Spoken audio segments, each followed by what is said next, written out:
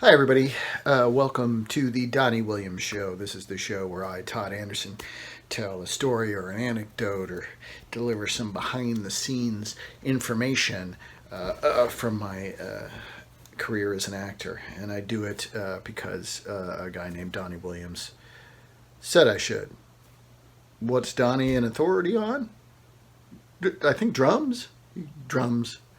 Um, but that's neither here nor there. Hey, Donnie. So, odd jobs. I think any artist, musician, actor, writer, anyone, before they get in their foot in the door or, whatever you want to call it, you have a lot of jobs. I've had tons. Retail jobs and uh, working at banks and all kinds of stuff. And when you are a minimum wage worker, you may not know this, but that's not enough for the rent in LA, even at 40 hours a week.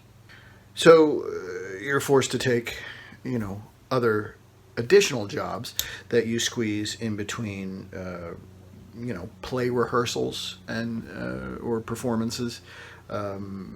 You constantly have to work to get extra cash to make ends meet. It's crazy. And I was willing to take about anything that I could that allowed a flexible schedule that allowed me to act. And one time I was doing a play, and the director of the play offered me a job to come work with him for a man. He was one of two office employees of this man, and I was to be a runner. Meaning I was to drive around delivering things. And what this business was softcore pornography. It was this guy, I guess, this guy that was the big boss. I very rarely talked to him. I mostly talked to my friend who got me the job. But he was, I'm going to be honest, he was gross. He was gross, but he became rich off this one basic concept because, back in the 80s and 90s, there were these exercise videos with ladies doing calisthenics in tight clothes, and he caught on that fellas really liked that and sometimes watched it without the need to exercise. And he thought to himself, well, what if the ladies exercising had no clothes on? He became a millionaire selling these videos. And I came in to be his runner, sort of, I think, at the tail end of his business success.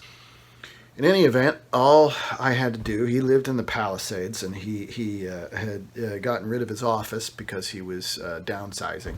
So he started running the business out of his mansion in the Palisades.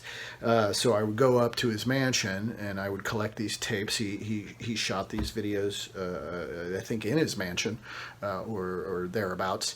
Anyway, he would shoot these, and I would take the masters, pick them up in the Palisades, and drive them to the Valley or various other locations to get copied and then fully distributed. It was just driving around in my old car that I'd bought from my friend that would eventually get stolen. But it wasn't as soul crushing as actually the retail job for 40 hours a week. There was some variety to driving around Los Angeles, and the upside of it is when I finally did started getting more auditions and I had more places to be, I knew the streets of Los Angeles like the back of my hand because I had driven porn all over the place. So, silver lining. Just always say yes to whatever job, even if it's porn. I'm not saying be in the porn. Just drive it around.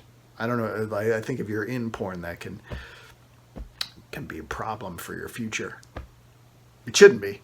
Yeah, I don't think it should be. I certainly would not shame a sex worker like that. But yeah, it's not. I mean, Tracy Lords, she did it all right.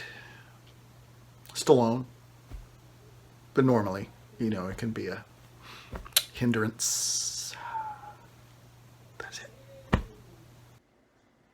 This has been a Blursh production. Blursh.